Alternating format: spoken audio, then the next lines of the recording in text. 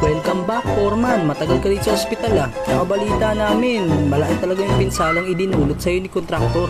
Hindi pa nga magaling, umiinom na ng cobra. So sa aming lahat pala, si Alfred lang ang hindi nakasama dito sa mundo ng mga steelman. Tama ba, Foreman? Nabalitaan ko nga na may extrahan daw siyang buhos.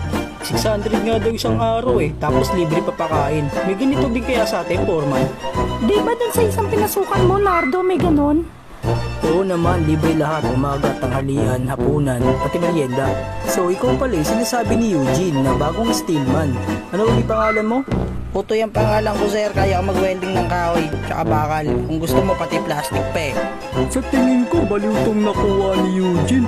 Ang lakas ng tama eh. Nabasa ko nga ang resume mo. Ang sabi dun, ismawer ka daw. Sigurado ka bang kaya mo talagang mag-welding ha, bata? Kahit kahoy, wini-welding ko, no? Talaga ba? Tatagal ka kaya sa haluan na magdamagan tsaka buhos na magdamagan kahit walang kalo ha, bata?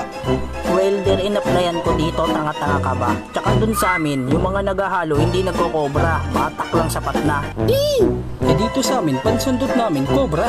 Okay din naman yung cobra eh. Mas nakakatipid yun, kaso yung mga tao dun sa amin, binubulati tas nagkakaroon ng luga.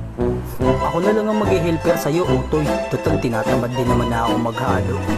Eh, kung suntukin ko mukha mo, Vincent, gusto mo, ha? Tama na yan, mga hinayupak!